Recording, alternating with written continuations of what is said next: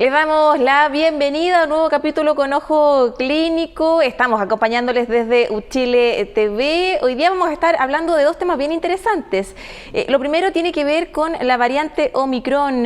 Ya está en nuestro país, ¿cierto? Se han reportado una decena de casos y estamos frente a una nueva variante. ¿Cuáles son las dudas que tenemos? ¿En qué consiste? ¿Es más contagiosa? ¿Sí o no? Bueno, lo vamos a estar abordando con el profesor de la Escuela de Salud Pública, Gabriel Cavada, ¿cierto?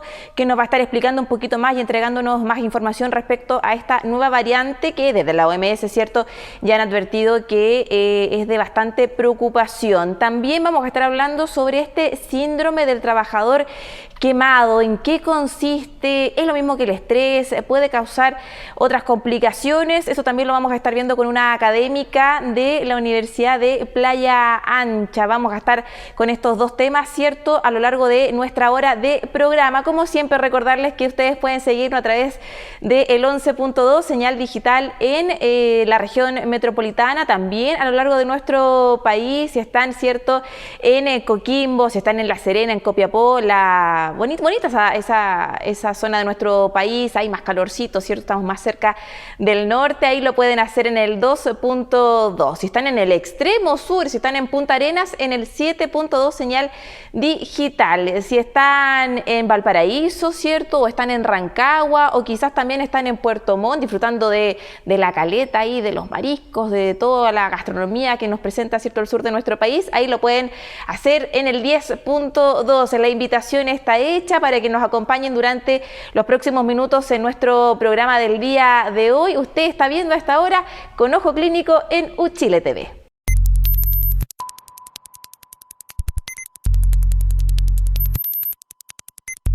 Y como ya es habitual, parte de nuestra sección, es cierto, que abre nuestro programa todos los días jueves, es nuestra nota de actualidad, un resumen de lo que ha sido la última semana en torno a la pandemia. ¿Qué pasa con esta nueva variante Omicron? Ya está en la región metropolitana, hay un paciente, ¿cierto?, que está internado, según la información que se entregó, no tiene vacunas. También, ¿qué pasa con las gestiones que se están haciendo para poder traer, ¿cierto?, fármacos contra el COVID-19 a nuestro país? Han dado buenos resultados en Europa. Hay también una noticia ahí en desarrollo, y también la obligatoriedad o no de las vacunas. Hay todavía una parte importante de la población que no se ha vacunado. De esto y más nos cuenta a esta hora Aldo Vidal.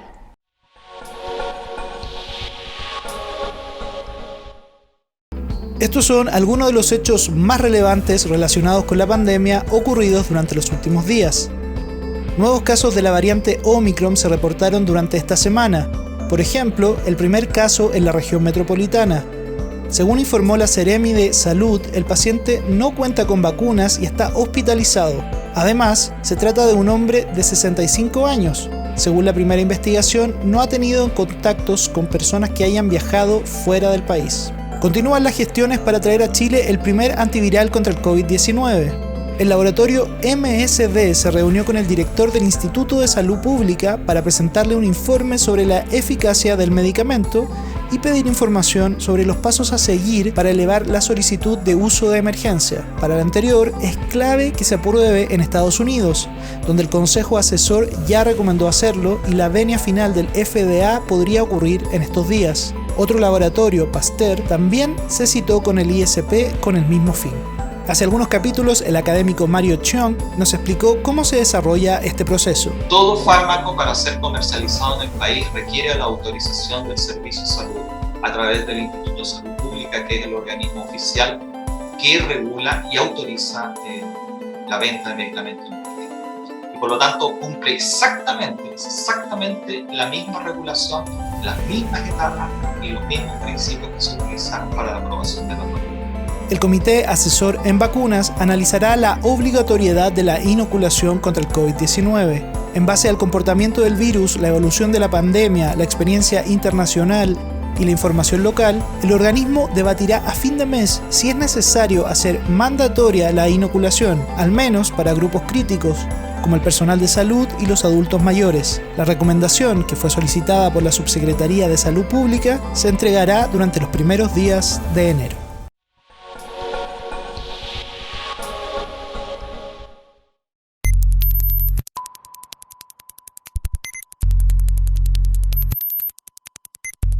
ahí estábamos, ¿cierto?, viendo esta nota que nos introduce a la conversación y nos acompaña, usted lo está viendo ahí en pantalla, el profesor Gabriel Cavada. Él es bioestadístico, epidemiólogo y académico también de la Escuela de Salud Pública de la Universidad de Chile. Profesor, ¿cómo está? Gracias por acompañarnos. Un placer, un gusto como siempre estar con ustedes. Profesor, vamos a hablar sobre esta nueva variante, ¿no? Omicron. Partir por explicarle a quienes siguen hasta ahora nuestro programa en qué consiste, qué características tiene en particular esta nueva variante. Mira, en términos bien objetivos, todavía está en estudio esta variante. Hoy día se sabe que es un poco más contagiosa que la variante Delta. Sabemos que partió su detección, digamos, en Sudáfrica. Los sudafricanos desde más o menos un par de meses atrás han hecho una gran ola con 3 picos, esta ola, digamos, como una meseta con 3 cumbres, digamos, muy altas, y ellos detectaron entonces que la mayoría de este tapiz se debía a esta nueva variante, digamos, que la Organización Mundial de la Salud le llamó Omicron, ¿ya? Esta cepa, esta nueva variante, salió fundamentalmente luego a Europa, y desde Europa se expandió hacia Canadá, Estados Unidos, y el caso índice que llega a Chile viene proveniente desde Ghana, ¿ah? Desde Ghana, o sea, del África para acá, que fue la persona que entiendo llegó a San Felipe, cursó una enfermedad grave, y en este momento, al día de hoy, hay 8 casos conocidos de variante Omicron, y los últimos casos ya no tienen ninguna conexión con la persona que introdujo, digamos, la variante a Chile, y por lo tanto eso es lo que se llama que tenemos transmisión comunitaria. O sea, en este momento, cuando aparezca casos con la cepa Omicron, en general ya no sabemos quién lo contagió, digamos. Y esto es justamente porque es más contagiosa, a diferencia de, por ejemplo, la variante Delta, que era la que teníamos como registrada como de las últimas, ¿cierto?, identificadas. ¿Qué pasa con esta variante? ¿Es más contagiosa? ¿Es más grave? ¿Qué es lo que puede pasar si yo me contagio con la variante Omicron? Bueno, depende quién se contagie en términos de población, depende qué población se contagie. Esta variante fundamentalmente encendió alarmas muy intensas en Europa, porque Europa en términos generales tiene una tasa de vacunación tremendamente baja si es que la comparamos con Chile.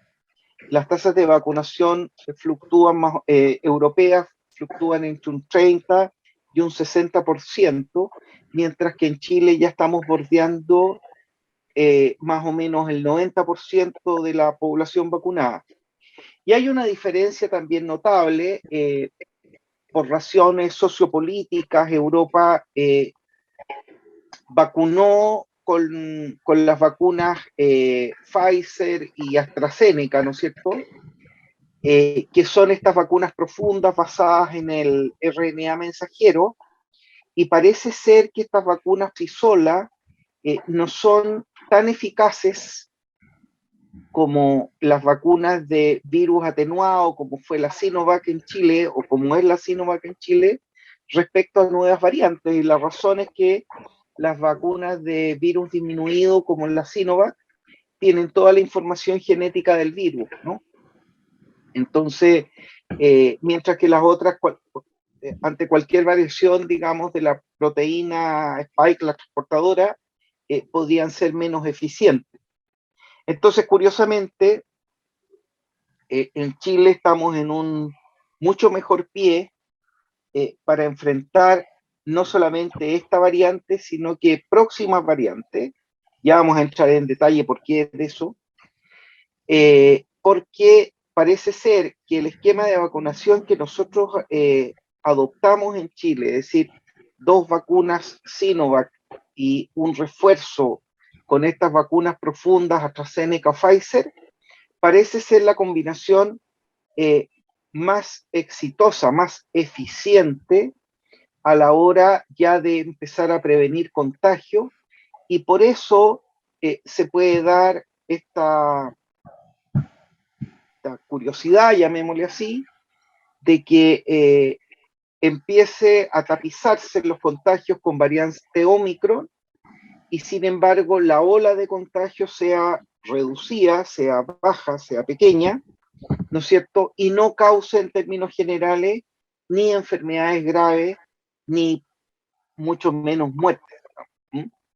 Profesor, usted recién hablaba, ¿cierto?, bueno, de los contagios que tenemos con esta variante en nuestro país. ¿Cómo se explica de que los últimos casos en Chile sean personas de que no hayan salido en nuestro país, ¿cierto?, ni tengan relación con los primeros casos?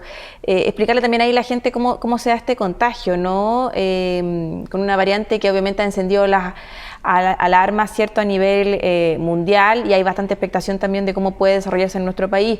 Más adelante vamos a hablar del tema de la vacunación y la importancia también de tener los refuerzos. ¿Cómo se explican estos contagios, ¿no?, que no tienen relación quizás con el primero, que fue el que llegó a nuestro país? Lo puedes explicar fundamentalmente desde dos ejes. ¿Eh?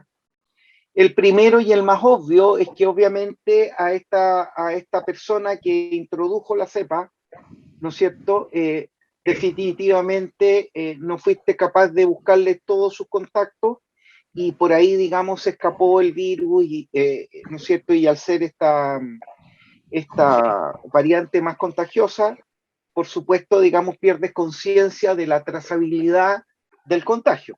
¿Mm? Eso es perfectamente posible. Y la otra cuestión es que en general ya nos había pasado con las cepas que ingresaron a Chile antes, fundamentalmente la Delta y antes de eso la de Manaus, ¿no es cierto? Es que no necesariamente cuando tú detectas el primer caso, ¿no es cierto?, sea ese el primer caso, ¿ya? O sea, perfectamente te puede haber ocurrido que la cepa entró antes y te diste cuenta, digamos, cuando testeaste a una persona tiempo después, ¿no es cierto?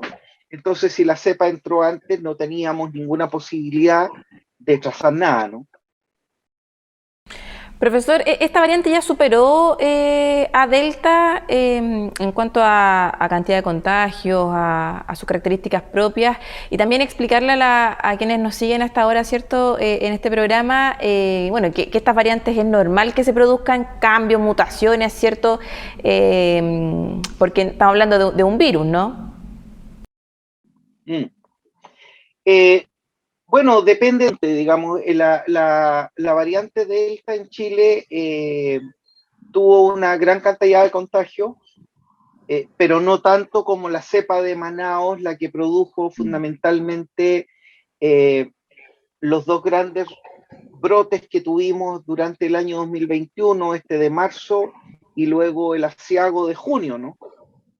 De modo tal que si tenemos hasta ahora 8 casos conocidos, todavía no le compite en términos de número, no le compite ni a la variante Delta ni a la variante de Manaus, ¿sí? Ahora, lo interesante de esto es que a medida que vayan apareciendo variantes, esto es por una, llamémosle una especie de transacción ecológica que hace el virus con el ecosistema, ¿no es cierto? En general, lo que ocurre es que vamos a empezar a observar variaciones, mutaciones del virus, otras cepas en el futuro, y en el futuro bien inmediato, digamos, ¿no? De aquí a un par de meses probablemente, que van a aparecer otras cepas, pero esas cepas en esta transacción ecológica podrían ser eventualmente más contagiosas, pero lo interesante es que deberían producir enfermedades más leves y, por supuesto, menos muerte, menos letalidad asociada a estas nuevas variantes. Por eso te decía que esta es una transacción ecológica, o sea, el virus pide quedarse a cambio de causar menos daño, por decirlo así. ¿Cuál es el rol que cumplen acá las vacunas, profesor Cavada? ¿Cuál es la respuesta que hemos tenido también en torno a esta variante? Estamos hoy día con un proceso de vacunación bien importante, están las vacunas de refuerzo, todo indica que vamos a tener que seguir cierto año a año quizás colocándonos estos refuerzos. La importancia, ¿no? El llamado también a que esta protección sirve las vacunas. Claro. Creo que lo hemos hablado otras veces, pero nunca está de más dejarlo claro, olvidar esto, que el objetivo principal de las vacunas es primero restarle gravedad a la enfermedad, ¿sí? Y si le restamos gravedad a la enfermedad, por supuesto que vamos a lograr que la letalidad de la enfermedad sea bastante mínima. El objetivo ya más bien secundario de las vacunas, si bien es secundario, pero no tenemos por qué abandonarlo, digamos, es que logremos vacunas que sean más eficaces ahora para prevenir contagios, ¿cierto? En la medida de que logremos que las vacunas eviten contagios, también vamos a tener un control pandémico eficiente, y tal como tú señalabas, muy probablemente durante el año 2022 vamos a tener que replicar probablemente el plan de vacunación que tuvimos el año 2021. Esto significa que para la masa de la población tener 2 dosis de vacuna basada en virus inerte, como era la Sinovac, y posteriormente un refuerzo basado en estas vacunas profundas, ya sea Pfizer o AstraZeneca. Lo hemos dicho a lo largo de nuestros capítulos, ¿cierto? La importancia de vacunarse y seguir también todas las otras medidas, ¿cierto? El uso de mascarillas, el distanciamiento social, porque la pandemia sigue entre nosotros. Hablábamos recién, profesor Cavada, sobre estas mutaciones, ¿no? Estos cambios que va teniendo este virus. ¿Cuál es el futuro del coronavirus? ¿Va a seguir así mutando constantemente, indefinidamente? ¿Tenemos en algún momento la luz de que esto se va a terminar, o vamos a tener que acostumbrarnos, ¿cierto?, a seguir con estos cambios en nuestras rutinas diarias, ¿cierto? Bueno, si este virus repite la historia, digamos, de los otros coronavirus, mira, buena parte de las enfermedades respiratorias de origen viral, por no decirte todas, digamos, pero digamos buena parte, que se producían en la época prepandémica, ¿no es cierto?, son producidas por virus que son de la familia de los coronavirus, ¿ya? Lo que pasa que el SARS-CoV-2 fue un miembro de esta familia bastante aventajado, bastante más perfeccionado en términos de la capacidad de daño que tiene. Pero imaginemos que nos remontamos, ponle tú, al invierno del año 2019, donde tenemos una persona que estaba cursando una enfermedad respiratoria de origen viral y leve, ¿no es cierto?, y leve, y a esa persona le hubiéramos podido detectar qué virus qué virus específico de la familia del coronavirus lo estaba atacando, y pudiéramos, una vez que hubiéramos identificado ese virus, mirarle la historia, por ejemplo, qué es lo que hacía ese virus hace 30 o 50 años atrás, nos habríamos dado cuenta probablemente que era un virus tremendamente letal, tremendamente dañino, que en este proceso de transacción ecológica se empezó a volver paulatinamente menos agresivo. Entonces, este bicho debería hacer lo mismo. O sea, las mutaciones que empecemos a ver en el futuro y que vayan plagando, ¿no es cierto?, los contagios, deberían ser virus del SARS-CoV-2 cuyas mutaciones se hagan cada vez menos dañinas, digamos. Ahora, si tú me preguntas cuánto podría durar la epidemia, y uno se refiere solo a la historia, solo a la historia, porque la verdad es que es una respuesta bienaventurada, digamos. O sea, lo único que uno podría hacer es mirar la evidencia comparada que tiene con otras epidemias de este estilo.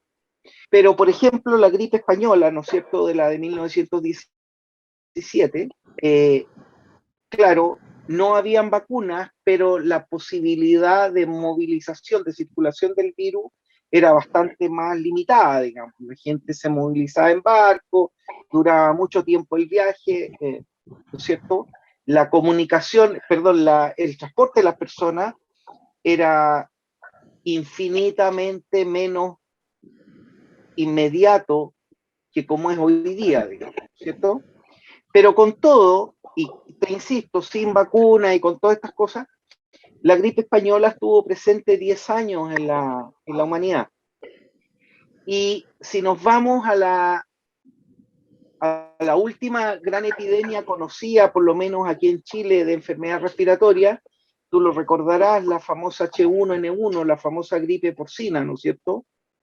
Que apareció en Chile el año 2009, siendo bastante más inocuo que esta, ¿no? Si uno hace un poco recuerdo, hubo muchísima alarma, muchísima sobredimensión de alarma para el H1N1 y sin embargo no causó los estragos que se creía que iba a causar. Pero de nuevo, los contagios partieron el año 2009 y el último contagio registrado fue el año 2019. O sea, de nuevo, tenemos más o menos un ciclo que es de una década. Lo que ocurre con esta epidemia del COVID-19 es que, por supuesto, vamos a tener 2 o 3 olas bastante asiagas, la del 2020, ¿no es cierto?, la del 2021, que en Chile por lo menos fue casi 3 o 4 veces más potente en términos de infectados y de muertos, etcétera, etcétera, respecto a la ola del 2020.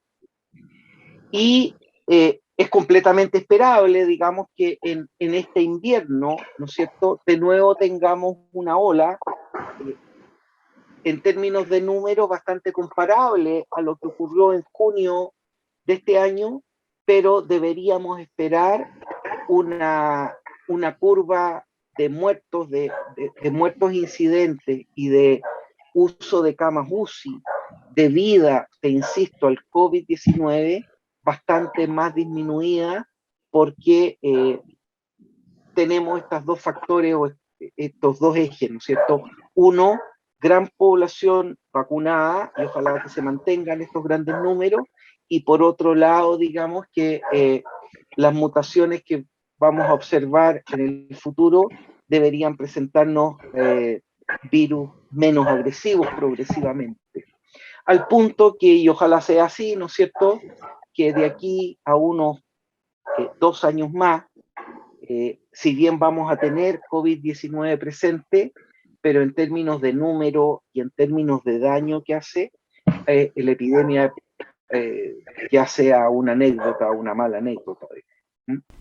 Así es parte de lo que esperamos todos. De hecho, solo como dato, hace algunos días revisando ahí parte de la prensa, científicos de Europa, justamente en Europa hablaban de que posiblemente estemos ya como en este principio del fin, ¿cierto?, de la pandemia, porque justamente esta variante ya tiene otras características, es más llevadera, está el proceso de vacunación, que si bien no es homogéneo en todo el mundo, hay países que lamentablemente, ¿cierto?, por recursos, por acceso, no tienen la cantidad de vacunas que, por ejemplo, hemos tenido nosotros a disposición acá en Chile. Poco a poco, ¿cierto?, se va haciendo más llevadera la situación, también la población está también tomando medidas, se hace más llevadero, digo, ¿cierto?, esta pandemia que tantos cambios nos ha generado. Solo el cierre, muy cortito, profesor, recomendaciones pensando en que la próxima semana es Navidad, viene Año Nuevo, a que la gente siga cuidándose, ¿cierto?, y a mantener los resguardos. Mira, fundamentalmente las medidas de autocuidado hay que seguirlas reiterando, ¿no es cierto? El uso de las mascarillas bien puestas, el lavado de manos, la ventilación intradomiciliaria, que en esta época afortunadamente incluso se puede exagerar, digamos, con las corrientes de aire intradomiciliaria, por lo menos en la zona norte y central, digamos, ¿no es cierto? Seguir insistiendo en el eje vacunal, que es fundamental, ¿no es cierto? A quienes vivimos en los centros urbanos, que no nos dé pereza ir a ponernos la tercera dosis, y aquellos que viven en sectores rurales donde les cuesta movilizarse a los vacunatorios. Yo creo que ahí el Estado tiene que hacer el gran esfuerzo solidario de ir a esas personas, ¿no es cierto?, y vacunarlas, ¿sí? Es bien esperable, además, digamos, que probablemente, y ojalá no ocurra, pero es esperable, que por Navidad, por fiestas de fin de año, tengamos un pequeño rebrote, pero muy controlado. Pero también se nos vienen las vacaciones, y como la elección de la política de controlar la epidemia vía vacunal, yo creo que definitivamente tiene que haber una muy fuerte fiscalización, una fiscalización muy eficaz en términos de la movilidad que se va a producir en el verano por el hecho de las vacaciones, ¿no es cierto?, que se fiscalice la vigencia, digamos, del pase de movilidad. O sea, que efectivamente no se puedan hacer viajes interregionales en transporte público si es que tu carnet de movilidad está inactivado, que efectivamente no puedas acceder a los sitios de esparcimiento, restaurantes, discotecas, bares, etcétera, etcétera. Y por lo tanto, eso es fundamental, digamos. Así es, ahí está parte del llamado que hace Gabriel Cavada, bioestadístico, epidemiólogo y también académico de la Escuela de Salud Pública, que nos ha estado acompañando durante el programa del día de hoy. Profesor, muchísimas gracias por todo lo comentado, lo conversado en nuestro espacio con Ojo Clínico. Que le vaya muy bien, muchas gracias. No, como siempre es un placer colaborar con usted, así que un abrazo grande y un saludo a todas las personas que nos ven. Pues. Gracias, que le vaya bien. Chao, chao.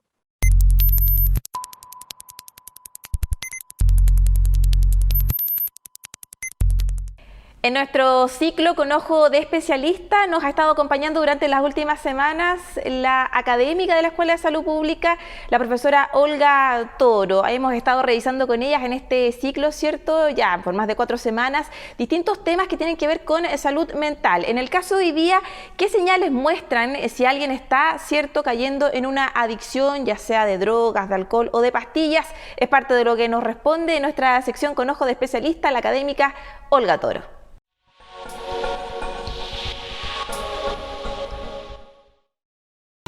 Bueno, en general las personas que empiezan a tener un consumo más frecuente, abusivo, incluso problemático frente a distintas drogas legales o ilegales, podemos observar un cambio de conducta. La persona puede estar más irritable, más aislado o con una conducta más excesiva, ¿no? Más acelerado. Nos puede referir que está durmiendo poco, que está durmiendo mucho. Nos podemos dar cuenta que tiene un cambio en su hábito alimenticio, o sea, dejó de comer o está con un deseo de comer muy impulsivo, es decir, hay cambios físicos, la dilatación de pupilas, la sudoración, son cambios físicos, pero también podemos observar cambios del ánimo, ¿cierto? Estas fluctuaciones de ánimo, irritabilidad, o baja de ánimo, que no necesariamente es una tristeza, pero hay una baja de ánimo. Y también podemos observar algunas conductas, ¿no? Conductas, por ejemplo, de empezar a mentir, de tener esta idea de que tiene una vida o guarda secretos, o incluso empezar a robar. Pueden ser conductas que nos manifiesten que la persona está con algún problema en el consumo de sustancias. Por supuesto hay que acercarse siempre en estos temas, es importante, como decimos los chilenos, que no te pasen goles, ¿no? Es decir, hay que confrontar de manera tranquila las situaciones, es decir, me doy cuenta que te está pasando algo y esto no es bueno para ti, hablemos de esto, ¿no? Entonces es importante abrir una puerta para que esa persona pueda buscar ayuda.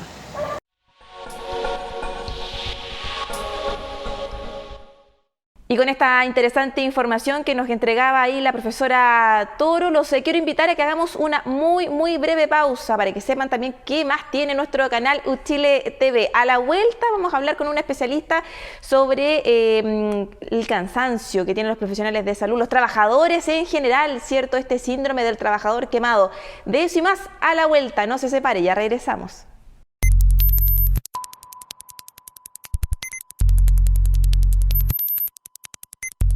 Y estamos de vuelta en nuestro capítulo, estamos ya casi terminando este año 2021, ha sido un año bien intenso, ¿cierto? Pero aquí en Con Ojo Clínico siempre hemos estado acompañándoles, entregándoles información en torno a la pandemia y también en torno a temas de salud. ¿Ha escuchado usted sobre el síndrome del burnout o este síndrome del trabajador quemado? Es parte de lo que nos va a explicar en la siguiente nota, una nota bien cortita pero bien completa que nos entrega Francisco Contreras para introducirnos al tema que vamos a abordar con la especialista. Escuche, mire.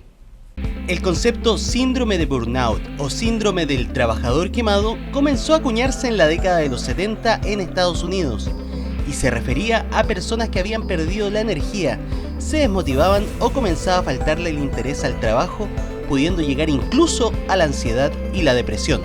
Según Herbert Freudenberger, uno de los principales impulsores de este concepto, el burnout es como una sensación de fracaso y una existencia agotada o gastada que resulta de una sobrecarga por exigencias de energías, recursos personales o fuerza espiritual del trabajador. Según la Organización Mundial de la Salud, por ahora se trata de un fenómeno ocupacional y no una condición médica que surge como resultado de un estrés laboral crónico que no ha sido manejado exitosamente. En Chile, este tipo de trastornos ocurre con frecuencia. Según datos de la última encuesta Ipsos Global Country Average, dados a conocer en abril del 2021, nuestro país es el segundo con mayor percepción del deterioro de la salud mental, precedido solo por Turquía. Otro dato es que a mediados de año, Elige Educar informó que un 77% de las y los profesores afirmaba estar estresado o muy estresado, particularmente considerando el contexto de pandemia.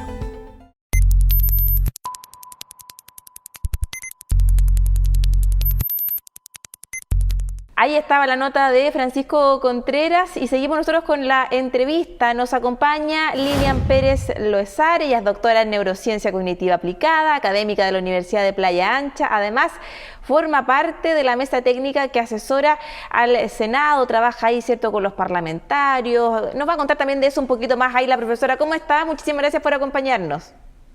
No, gracias a ustedes por la invitación. Feliz de estar acá. Profesora, nosotros feliz de que usted nos acompañe. El tema puntual tiene que ver hoy día con este síndrome del trabajador quemado. ¿En qué consiste? ¿De qué estamos hablando cuando nos referimos a esta situación en particular? Bueno, lamentablemente el burnout se conoce, pero no fuertemente. Entonces, ¿qué pasa? Que muchas veces se confunde con el estrés. Y el síndrome del trabajador quemado tiene que ver con esta sobrecarga laboral o educacional, ojo, que no solamente para el trabajador me refiero al salariado, ¿no?, sino que cualquier persona que está constantemente teniendo que cumplir una serie de metas. Entonces, es una persona que vive un estrés, una situación de tensión, de cumplimiento de metas, y llega un minuto en que ya no puede más. Y ese cansancio físico también se provoca a nivel emocional. Entonces, la persona no solamente se siente que no tiene competencias, capacidades físicas, sino que además emocionales, y muchas veces se cuestionan el mantenerse en ese trabajo, y es ahí donde corremos el riesgo, y ahí es donde yo invito también a hacer el análisis de muchas personas que abandonan las carreras educacionales, ¿no?, los estudiantes de la universidad, que abandonan sus estudios pensando, como dicen coloquialmente, ¿no?, que no tienen dedos para el piano.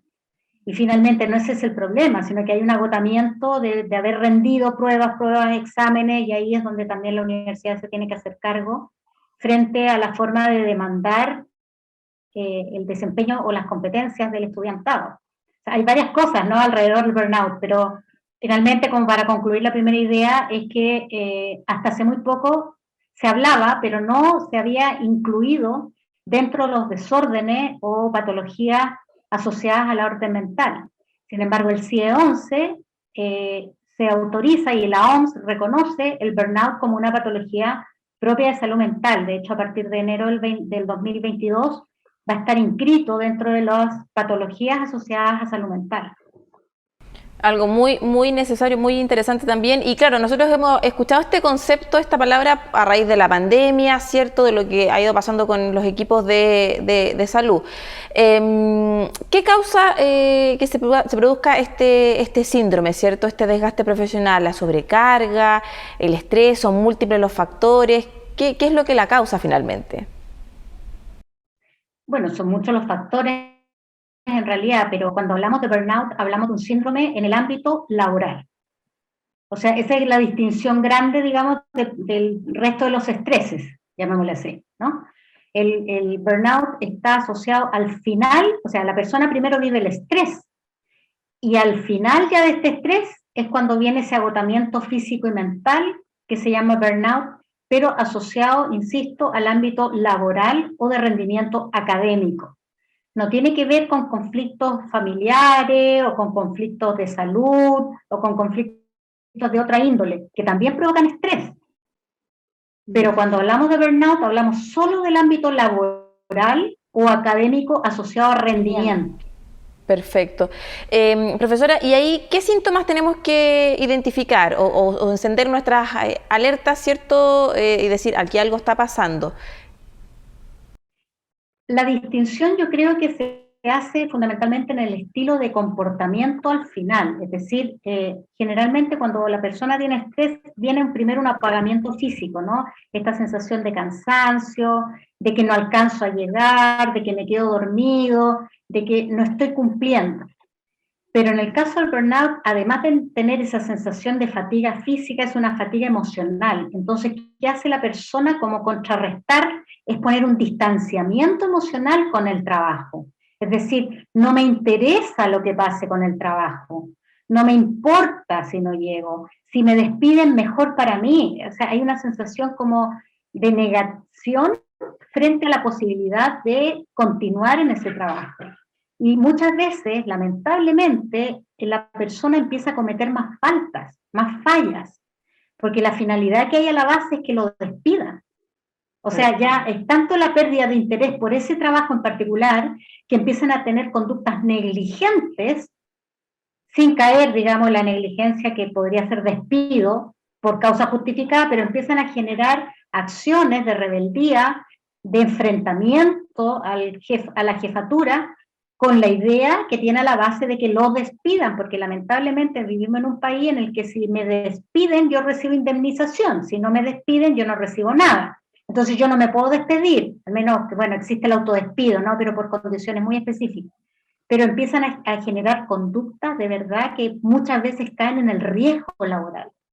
Es decir, cometer negligencia para que sean factores para el despido, o en enfrentamientos verbales. O sea, empieza a haber una suerte de ironía, ¿no? Hay un descuido de la relación con el otro. Entonces, habla, incluso hay literatura que habla de descaro, o sea, se vuelven agresivos, violentos. Entonces, de ahí la importancia a tener resguardo, o sea, la prevención es fundamental. Estamos despejando aquí en la conversación varios mitos, ¿cierto? Verdades en torno a este síndrome, a este concepto. ¿Cuál es la diferencia con un estrés o con una depresión? ¿Se pueden confundir esto o no? ¿Es clínicamente muy identificable, ¿cierto, un burnout? O sea, sin duda se pueden confundir, por supuesto, porque finalmente todo le pasa al ser humano. O sea, porque además, profesor, es muy común que uno dice, no, estoy estresado, como que la palabra estrés ya hoy día se ocupa como para cualquier situación, y realmente hay cosas más profundas, ¿no? que están pasando y no es un simple, bueno, no, el estrés no es simple, pero no es, no se encasilla en un concepto solamente. Claro, lo que pasa es que el concepto estrés, si nos vamos a la etimología, significa el enfrentamiento, ¿no? El enfrentarse a. Y hay un eustrés, que es un estrés adaptativo, porque finalmente el estar en un estado de alerta me permite responder a las demandas del medio. Ese es un estrés, entre comillas, sano, el eustrés. Pero también está el distrés, es decir, este enfrentamiento constante que me tiene en alerta, pero que me sobrepasa. Y entonces empiezo a generar conductas desadaptativas y además mi organismo empieza a responder inadaptadamente. Por ejemplo, empiezo a tener problemas de dormir, empiezo a generar algo que se llama cortisol, empiezo a tener colon irritable, empiezo a generar como angustia, no quiero participar de esto, y empiezan a generarse una serie de cambios morfológicos también, ¿no? Entonces empiezo a comer más, porque la ansiedad la puedo de alguna manera controlar a través de la comida, duermo menos, por lo tanto al otro día estoy con mayor fatiga, o sea, hay una serie de conductas y de cambios comportamentales y biológicos alrededor del distrés, insisto en la distinción, pero el estrés me lo pueden dar cualquier situación que me obliga a estar en estado de alerta permanente, llámese una situación familiar, que mi familia, que me haya pasado algo, que lo entraron a robar, que hay estrés postraumáticos que se llaman, ¿no? Que este estado de alerta después de una situación álgida que me tocó vivir. Pero cuando hablamos de burnout, hablamos solamente de un agotamiento al final, solo que tiene relación con mi demanda, ya sea laboral o educacional, es decir, hay un otro que me ha demandado de manera constante un rendimiento. Y este rendimiento lo traté de alcanzar durante los primeros meses, durante medio año, y la fatiga hace que mi cuerpo ya no me responda y me enojo con esto. Y al enojarme con esto me puedo volver hasta beligerante, me puedo volver agresivo. ¿Por qué? Porque me estoy defendiendo. Recuerden que el miedo es una de las, digamos, emociones básicas del ser humano para poder enfrentar cualquier peligro. Y el enojo es la segunda forma de responder, que sería la rabia, ¿no? El ataque, que es otra forma también adaptativa de responder frente a un ataque. Entonces, ¿qué pasa? Que la persona pierde un poco la noción de la autorregulación emocional y se vuelve agresivo. Entonces, cuando uno ve, por ejemplo, oye, que una persona, no sé, se cruzó por delante y el otro agarró a batazos el vidrio y rompió espejo.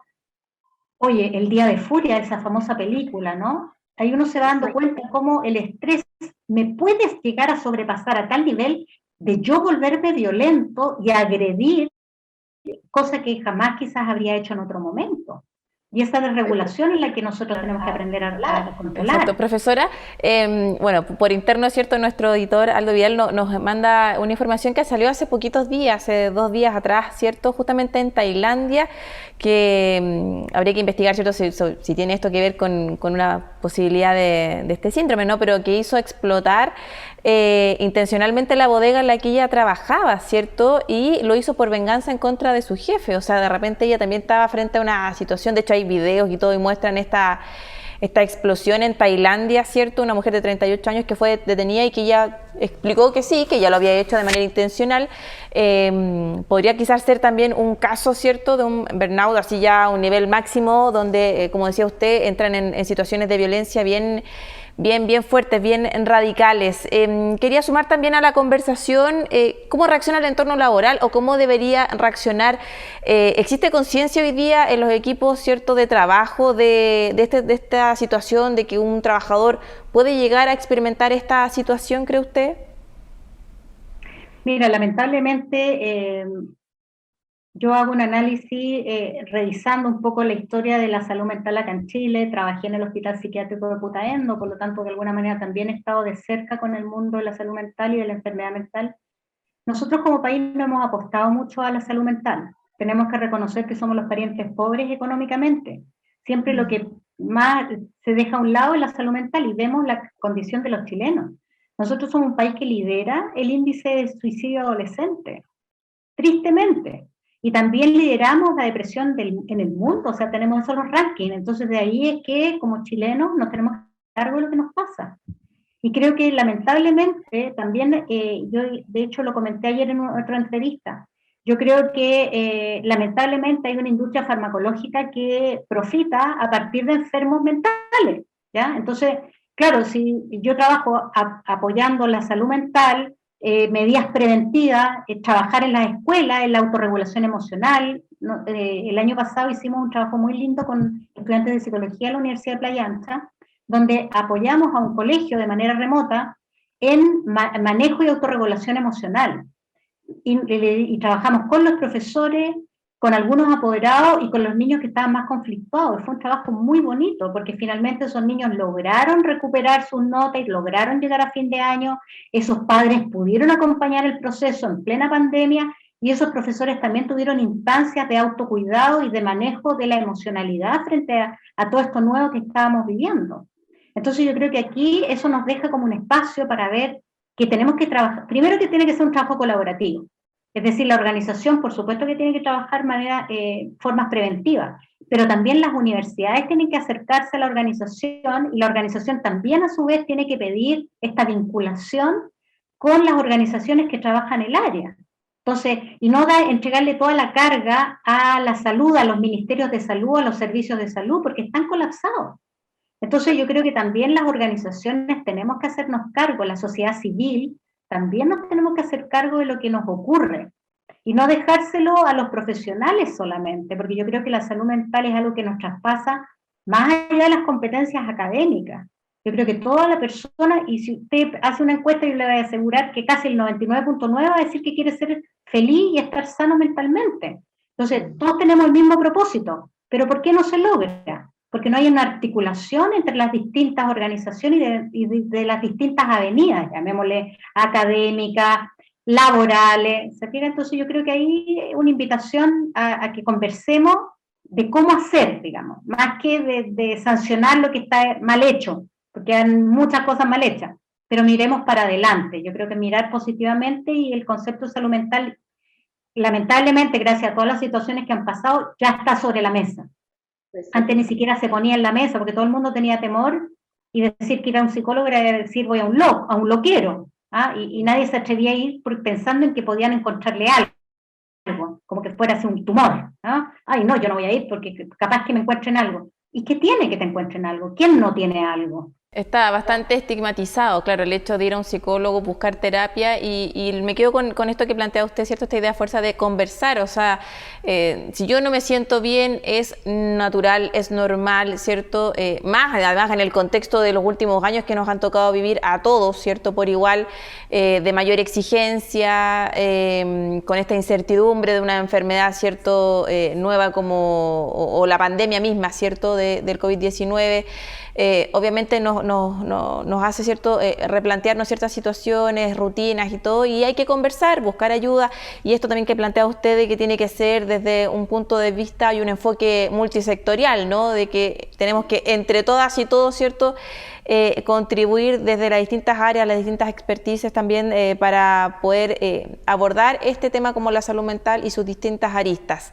Tenemos una consulta, profesora, que nos llega a través de nuestras redes sociales, que está apareciendo ahora en pantalla, es a través de nuestra cuenta en Instagram, @UchileTV, y nos consulta Daniel Bartz, @Daniel Bartz, dice: ¿cómo plantear a los jefes que uno está estresado o desmotivado en el trabajo?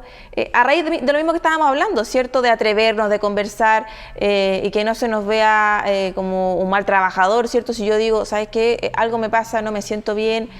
¿Cómo plantearle a una jefatura una situación así, digo?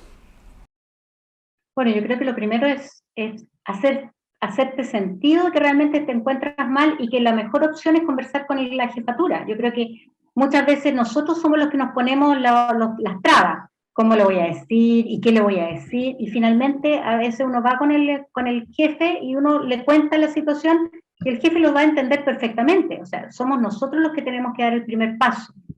Ahora, la jefatura debiese tener, digamos, de alguna manera, subsidiado por estas mutuales, programas de salud mental. Por ejemplo, el burnout lo ha trabajado muy bien distintas mutuales, no quiero nombrar alguna en particular. Entonces, esto no es algo nuevo, sin embargo, ahora se ha visibilizado más justamente por el desorden social, por la situación de tener tanto cambio laboral, hay muchas empresas que han cerrado, y eso ha generado también un costo emocional profundo en las familias. Entonces, obviamente la persona, y también el cierre de los colegios, muchas personas tuvieron que ver qué hacían con sus hijos, fueron a trabajar con hijos. ¿Te fijas? Entonces, yo creo que y a un jefe, uno antes de verlo como jefe, tiene que verlo que es una persona que a lo mejor está viviendo cosas muy parecidas a uno. No lo puede ver como un extraterrestre, porque no es un extraterrestre. Es una persona que está viviendo la pandemia igual que nosotros. Entonces, la distancia muchas veces la ponemos nosotros. Y sin faltarle el respeto, sin nada, pero pedirle una entrevista y decirle, ¿sabes? Yo necesito hablar con usted. Entonces, esa posibilidad, buscarla, antes de decir, no, ¿quién me va a escuchar? O ponernos nosotros mismos las trabas, gestionar y ver cuál es el resultado. Y yo le digo que a uno es asombroso la cantidad de soluciones a veces que uno puede conseguir con las mismas jefaturas. Porque para un jefe, y les digo, yo he sido jefa, por lo tanto se lo puedo decir digamos, con visión. La peor situación que nos puede ocurrir es que la persona se vaya. ¿Por qué? Porque nosotros, los jefaturas, hemos generado instancias, un gasto de entrenamiento, de adecuación, de que la persona se cumpla con el ritmo de lo que se ha establecido. Entonces, la peor inversión es que un empleado se vaya. Pero para que el empleado se sienta valorado, primero se tiene que validar a sí mismo. Entonces, yo insisto, conversar con el jefe de una manera directa. Decirle, mire, yo necesito que usted me dé 10 minutos. Y en 10 minutos planteárselo. O sea, porque insisto, para un jefe, la peor cosa que puede ocurrir es que se vaya un empleado. Profesora, me quedo con esto que decía usted y yo sé que nuestros televidentes también les tiene que haber pasado lo mismo. Muchas veces uno se planifica, cómo lo voy a plantear, ve distintas aristas, la forma, la estrategia de ir y abordar a la jefatura, ¿cierto? Y de repente la respuesta es muy breve y es justo lo que nosotros esperábamos y es como, claro, es más simple a veces de lo que uno piensa, o sea, atreverse a ir, plantear la situación, ¿cierto? Y ver cuál es el camino que se puede seguir, no esperar hasta el final, ¿cierto? Cuando ya la situación pueda estar más complicada. Preguntarle, ¿hay algunas carreras que puedan ser como más... quizá más fácil caer en una situación de un síndrome de este tipo, ¿cierto? ¿O hay algunas situaciones más extremas, como cuáles, por ejemplo? Bueno, generalmente todas las profesiones asociadas con atender pacientes, clientes, estudiantes, es decir, que implica una demanda emocional. Porque cuando yo interactúo con un otro, no solamente pongo a disposición mis conocimientos técnicos de la profesión, sino que además pongo mis habilidades blandas, mi comunicación no verbal. Quiero intentar ponerme de acuerdo con el otro desde el pensamiento del otro. Entonces hay un desgaste energético, llamemos, mayor cuando me tengo que adaptar a un otro humano que cuando me tengo que adaptar con una máquina, por ejemplo. Entonces, todas las profesiones o todos los trabajos que involucren atención de público son mucho más desgastantes, sin duda, que el trabajar a lo mejor con una rutina o con una maquinaria. No desmerezco el trabajo de maquinaria, pero la maquinaria es más simple porque simplemente tengo que aprender a operarla. Sin embargo, cuando yo atiendo a un otro, cada ser humano es un ser individual, aunque yo esté generando la misma acción de venta, por ejemplo, no sé, de celulares, por llamar algo. Pero cada persona viene con su propio requerimiento, cada persona viene con su propia realidad económica, cada persona viene con su propia realidad de manejo, de uso. Entonces, yo me tengo que poner a disposición de las características del otro para llegar a un consenso. Lo mismo ocurre cuando es un profesional de la salud. Viene un sufriente, pero no solamente atiendo al sufriente, sino que también atiendo a la familia, también atiendo a sus características de patologías paralelas. Por ejemplo, no es lo mismo que venga una persona con depresión, por decirle algo, ya dada mi expertise, ¿no? Que venga con depresión, que además tenga un hipotiroidismo, porque el hipotiroidismo lo más probable es que esté gatillando en su estado depresivo. Entonces, además, tengo que manejar otras condiciones. Y no es lo mismo que esa persona venga sola, que venga con una familia detrás que lo está pasando mal. Entonces, van muchos involucrados al final dentro de una sola característica o dentro de una sola solicitud. Lo mismo con un profesor tiene que atender al niño, tiene que atender a la familia, tiene que atender la realidad del niño, porque nosotros no sacamos nada con decirle, pero mira, conéctate si resulta que no tiene internet en la casa. O no le podemos decir, mira, estudia esto para mañana si no tiene el libro, o no tiene las condiciones mínimas hasta de luz, llamémosle así, ¿no? Entonces, por eso es más desgastante, porque tiene que ver con el ponerme de acuerdo con otro, que también otro ser dinámico, como yo. En cambio, una máquina es estática. No sé si hago la distinción. Sí, no, completamente, queda clarísimo. Nos quedan 2 minutitos para cerrar la entrevista. No queremos sin antes, ¿cierto?, que nos entregue recomendaciones, qué podemos hacer para evitar caer en una situación, en un síndrome como este, ¿cierto?, en nuestro día a día. Fundamentalmente, organizar mis días, organizar mis tiempos. Y si me piden cosas para ayer, decir, lo siento, me lo pediste para ayer y ayer ya fue. Yo voy a poder cumplir dentro de los plazos que yo puedo. Y si me piden algo, yo tengo que ser bastante honesta como para decir, esto lo voy a poder sacar de aquí a 2 días. Y decir, mira, yo lo puedo sacar pero en 2 días. Es que no, es que necesito antes. Es que es lo que te puedo decir, 2 días. Y no transar en eso, porque en el fondo si yo transo contra mí misma, yo misma me estoy boicoteando. Porque ¿qué pasa? Que si yo tengo que cumplir algo de la cual no tengo los tiempos, los voy a sacar de mí misma, de mi horario alimentario, de mi dormir, es decir, yo misma me estoy haciendo tropezar. Cada uno tiene que saber cuánto calza. Yo sé cuánto calzo, yo sé cuánto puedo y cuánto no puedo. Más de eso es ser honesta, es decir, no puedo. Oye, pero es que, pucha, lo siento, si te sirve con 2 días, fantástico. Pero si no te sirve con 2 días, a lo mejor incorporar a alguien más, para que entre 2 lo saquemos en un día. Pero yo no me puedo hacer cargo de las demandas del otro.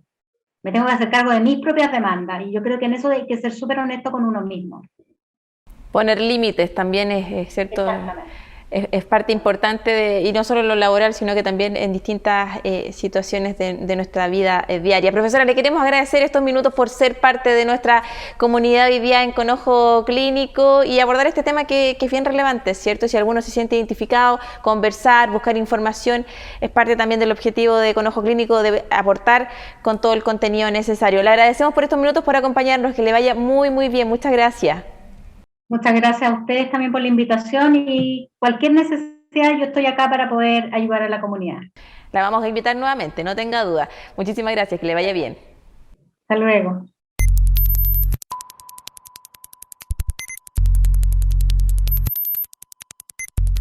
Y como siempre en nuestro programa tenemos el dato de utilidad. En el día de hoy el llamado es a donar sangre. Hace algunos días se hizo un llamado a donar sangre de manera urgente desde el Centro Metropolitano. Obviamente con la pandemia mucha gente dejó de participar en esta campaña altruista, ¿cierto? Que es gratuita, que uno va voluntariamente, ¿cierto?, a ser parte de la donación de sangre. A través de estas transfusiones podemos ayudar en múltiples situaciones a recién nacidos, a madres, ¿cierto?, en situaciones de maternidad, a personas mayores, a pacientes también con enfermedades graves, a personas que han sufrido algún accidente. Son múltiples las ayudas que podemos entregar a través de un acto tan simple como la donación de sangre. Los requisitos: ser mayor de 18 años, hasta los 65, estar obviamente en una condición sana. En el caso de las mujeres pueden donar hasta 3 veces o los hombres 4 veces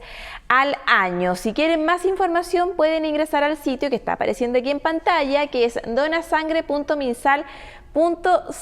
Ahí tienen información, ¿cierto?, donde pueden recurrir, los horarios, ¿cierto? Es bastante expedito, a uno le hacen llenar un formulario, ¿cierto? Le hacen un par de preguntas para ver si está tomando algún medicamento especial que no vaya a interferir en la calidad de la sangre que nosotros entreguemos para quienes la van a recibir. Y también de la mano de esto queremos aprovechar de hacer un llamado a quienes están en el sur de nuestro país. Si usted está en Chillán, usted está en Concepción, se requiere sangre, ¿cierto?, donación de sangre para un niño muy pequeñito que está con leucemia, esto en la región de Ñuble. Se trata de Emilio, ahí está apareciendo en pantalla también su información. Pueden hacerlo a través del Hospital de Chillán, también a través del Hospital de Concepción Concepción, donar sangre es donar vida. Ayudemos a el pequeño Emilio, ¿cierto? Y a su familia, que están todos muy preocupados por su condición de salud. Él sufre de leucemia, así que si usted está en el sur de nuestro país, está en Chillán, está en Concepción, está por ahí en los alrededores, vaya, ¿cierto? Done sangre, no le va a tomar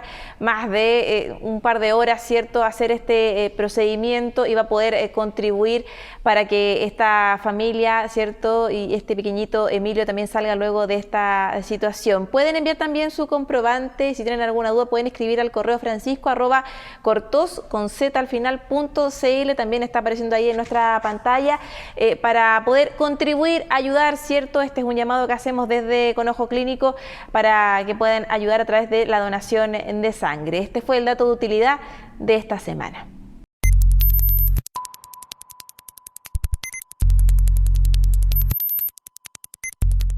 Y estamos ya llegando al final de nuestro programa, capítulo previo. Ya la próxima semana vamos a estar con la Navidad muy encima, ¿cierto? Bueno, si usted tiene que comprar regalos todavía, está haciendo las compras navideñas, las compras de fin de año, recuerde nuestros consejos que le entregamos siempre todas las semanas.